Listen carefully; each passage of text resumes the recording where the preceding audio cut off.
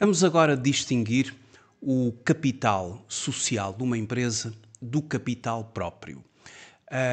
E dentro desta matéria de contabilidade das sociedades, vamos também fazer o reconhecimento, a contabilização de um aumento de capital numa sociedade anónima e vamos fazê-lo através de uma questão de exame à ordem dos contabilistas certificados. Mas o que é que vem a ser o capital social da empresa e o seu capital próprio? Em primeiro lugar, o capital social representa o valor nominal das participações dos sócios numa empresa. Dos sócios, se for uma sociedade por cotas, ou dos acionistas, sendo uma sociedade anónima. Sendo o capital social um valor fixo e estável que apenas se altera através de deliberações específicas, quer seja de aumento, quer seja de redução. O capital social é aquele capital inicial com que a empresa se constitui e que pode, ao longo do tempo, sofrer variações. São os fundos fornecidos pelos sócios ou pelos acionistas da sociedade para o desempenho da sua atividade.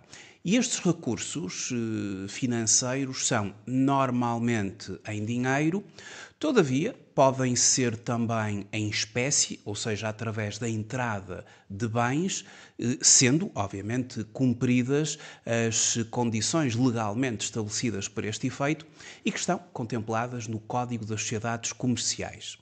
O capital social tem um caráter de permanência na empresa. Já o capital próprio, por sua vez, engloba não só o capital social, mas mais uma série de rúbricas e ele conta-nos uma história da empresa, porque o capital próprio representa a história da empresa. Desde logo, engloba todo o património líquido da empresa, incluindo não só o capital social, mas também reservas, resultados acumulados, prémios de emissão, o resultado líquido do período que vem da demonstração dos resultados, entre outras componentes que refletem a evolução patrimonial da empresa ao longo da sua história. Podemos também dizer que o capital próprio, pela equação fundamental do balanço, o capital próprio é igual ao ativo menos o passivo.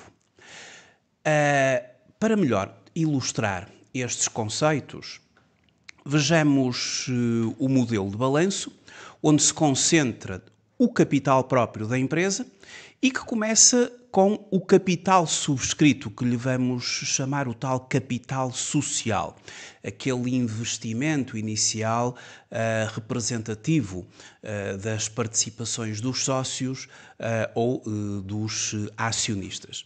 E depois a evolução que vai havendo, quer seja através de outros instrumentos de capital próprio, como são as prestações suplementares, os prémios de emissão, as reservas legais, as outras reservas, a acumulação de resultados transitados, a acumulação do resultado, aliás, o resultado líquido do próprio período que advém da demonstração dos resultados e que no início do ano a seguir vai ser transferido para resultados transitados, e todas estas componentes envolve, em termos de somatório, aquilo que é o total do capital próprio da empresa, que no fundo, como eu já disse, será o ativo menos o passivo da empresa.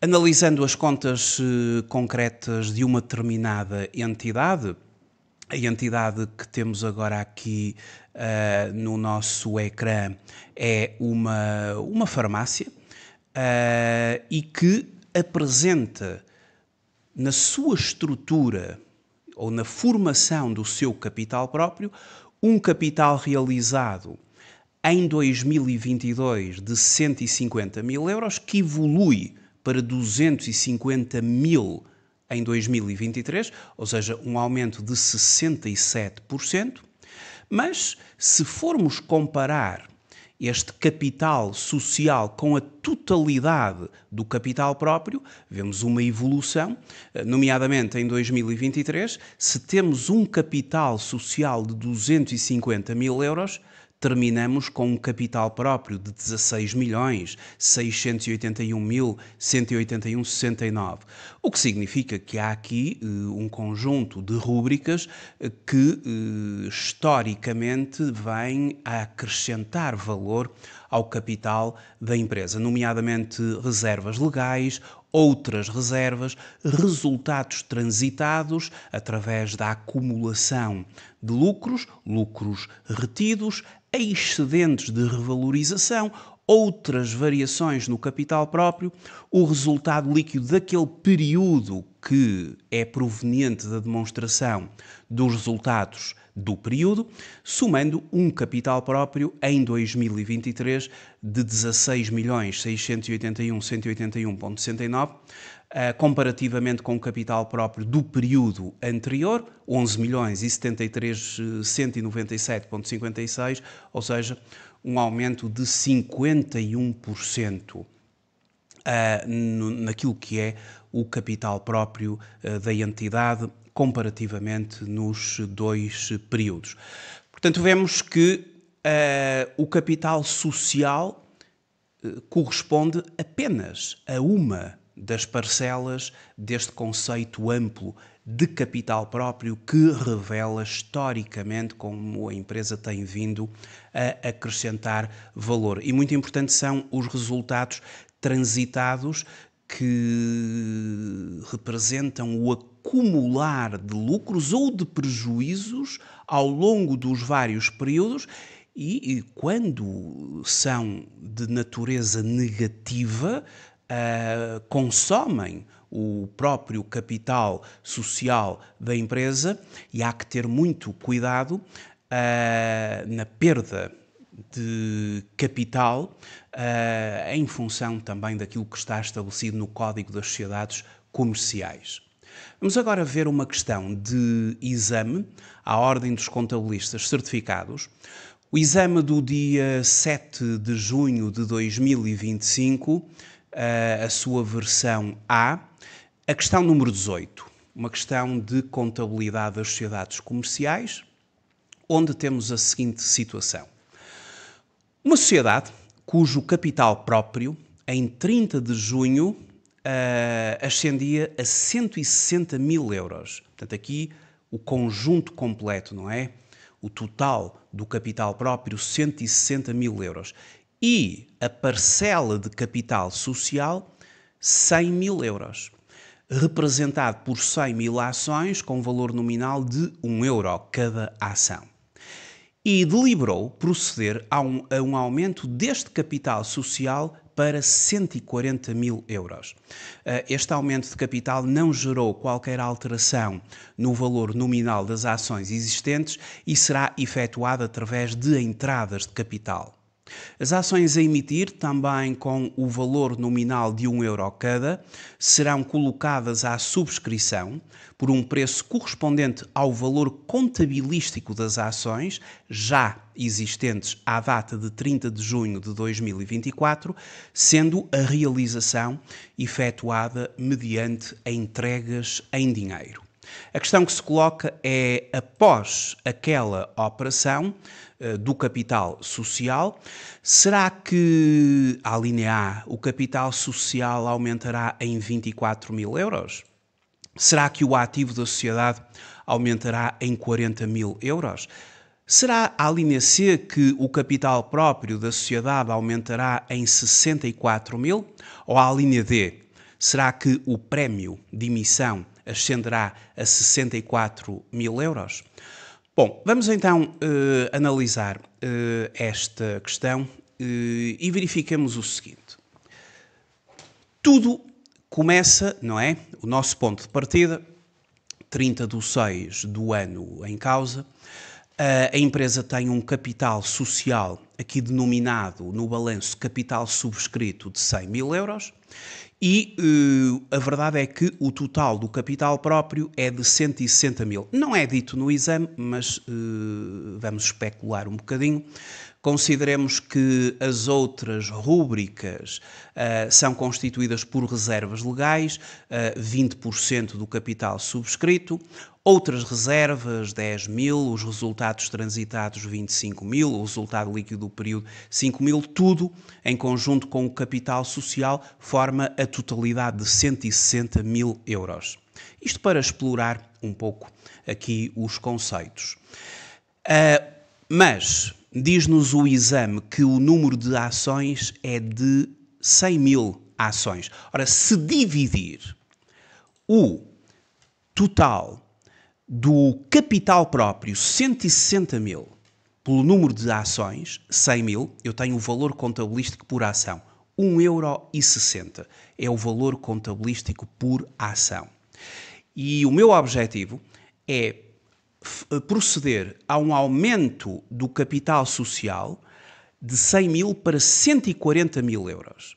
Ou seja, um aumento de 40 mil euros do capital social, com 40 mil ações que são emitidas. E o preço de subscrição por ação é o seu valor contabilístico por ação de 1,60 €.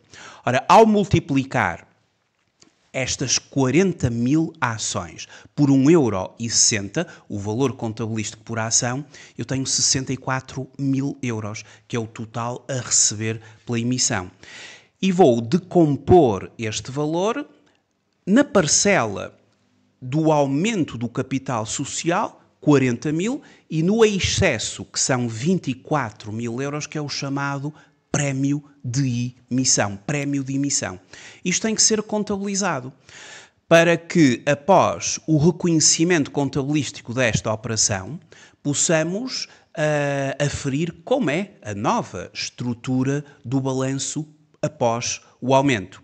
Ora, para contabilizar esta operação de aumento do capital social, em termos do Código de Contas, vai ser necessário fazer aqui um aumento do capital subscrito. Vamos ter de creditar esta conta 51, vamos também ter de creditar a conta prémios de emissão, por causa do tal prémio de emissão, que é a conta 54, e o direito que a empresa tem a receber as quantias por deliberação dos acionistas será reconhecida numa conta 261 acionistas com subscrição. Ou seja, o movimento contabilístico consiste no seguinte. Em primeiro lugar, pela deliberação do aumento do capital, fazemos o seguinte. A conta 261, a tal conta acionistas com subscrição, vai ser debitada por 64 mil, é um ativo, ou seja, o direito que a empresa tem de vir a receber estas quantias que representam a tal deliberação do aumento do capital. A conta 51, capital, vai ser creditada por 40 mil euros e a 54, os prémios de emissão, 24 mil. E a segunda fase será a realização do capital, ou seja, o depósito neste caso, porque é em dinheiro que os acionistas farão, e nesse sentido a conta 261 que havia sido debitada vai ser creditada por 64 mil, saldou, e a conta 12, depósitos à ordem, é debitada por 64 mil euros. Este é o lançamento que representa as duas etapas que nós temos que seguir. O resumo das alterações. O ativo aumenta em 64 mil euros, por causa aqui dos depósitos à ordem de 64 mil, em disponibilidades. E no capital próprio, o capital social tem um aumento de 40 mil, os prémios de emissão 24 mil, a diferença entre o preço de subscrição e o valor nominal, e, portanto, o capital próprio total tem um aumento de 64 mil euros. Isto já nos permite dizer que, obviamente, que a linha C é a correta, ou seja, o capital próprio da sociedade aumentará em 64 mil euros. É esta a resposta à questão de exame. Porque a diferença entre o capital próprio existente antes do aumento e o novo total de capital próprio são os tais 64 mil euros. Agora, a nova composição do balanço após o aumento exprime, efetivamente, que o capital subscrito tem um aumento de 40 mil, passa de 100 mil para 40 mil. Temos o prémio de emissão de 24 mil euros, que fica agora registado na rúbrica prémios de emissão, e no fundo isto são as consequências do lançamento que foi feito.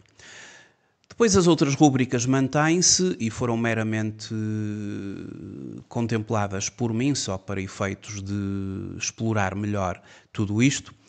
E fazendo aqui a nova soma após aumento, porque apenas há alteração no capital subscrito e no prémio de emissão, temos que o novo valor do capital próprio é de 224 mil, que espelha então um aumento do capital próprio total em 64 mil euros.